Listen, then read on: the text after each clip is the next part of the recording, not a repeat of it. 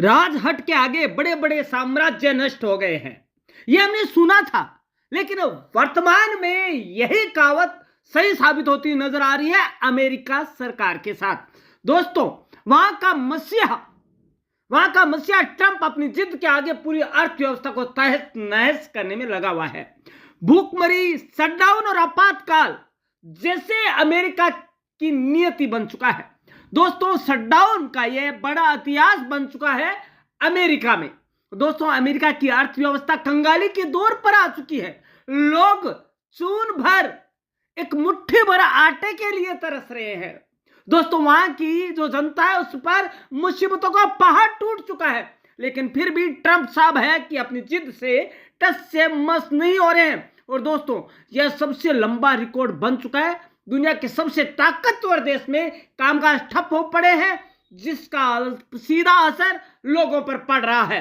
दोस्तों, अमेरिका में उत्पन्न हुए इस विवाद की जड़ स्वास्थ्य बीमा और सरकारी खर्च है।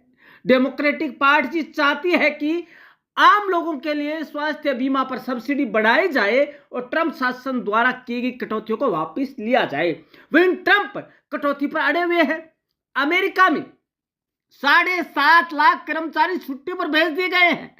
कई सरकारी ऑफिस बंद हो चुके हैं और ट्रंप का फंडिंग बिल भी फेल हो चुका है। अमेरिका में करीब 7.5 लाख सरकारी कर्मचारियों को छुट्टी पर भेज दिया गया है। इनमें से 3 लाख की छटनी भी होना तय है। राष्ट्रपति डोनाल्ड ट्रंप सरकार को फंड देने वाला बिल पास कराने में नाकाम रही है। इससे गैर जरूरी सरकारी कामकाज ठप हो चुका है। अमेरिका की संघीय सरकार शटडाउन के कारण आज यानी कि बुधवार को 36वें दिन भी ठप रही, जो देश के इतिहास में अब तक के सबसे लंबे शटडाउन का रिकॉर्ड है।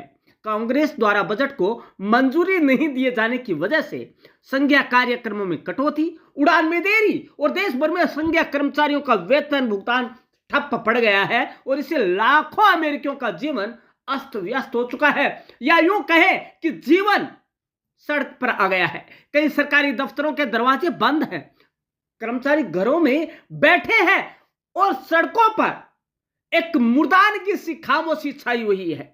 इसका असर हवाई यात्रा पर भी पड़ा है। 36 दिन से जारी इस लंबे शटडाउन का असर अब आम अमेरिकी नागरिकों तक पहुंचने लगा है। हजारों सरकारी कर्मचारियों को वेतन नहीं मिला है। इस संकट के बीच चेतावनी यह है कि अगर यही हाल रहा तो अमेरिका के कुछ हवाई क्षेत्र बंद करने पड़ सकते हैं। इस समय करीब 13,000 हवाई यातायात नियंत्रक बिना वेतन के ड्यूटी कर रहे हैं, जिससे उड़ानों के परिचालन पर गंभीर सवाल उठता है। विवाद की जड़ क्या है, अब आपको बताएं। विवाद की जड़ है राष्ट्रपति डोनाल्ड ट्रंप की अपनी जिद। वह जिद जिसके द्वारा वह डेमोक्रेट्स के साथ उनकी मांगों पर बातचीत करने से इनकार करना। विपक्षी डेमोक्रेट पार्टी स्वास्थ्य बीमा सब्सिडी को समाप्त करने की ट्रंप की योजना को ठंडे बस्ते में डालने की मांग कर रहा है।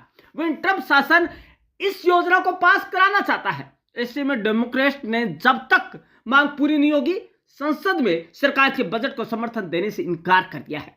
इसी कारण देश को अभूतपूर्व शटडाउन का सामना करना पड़ रहा है।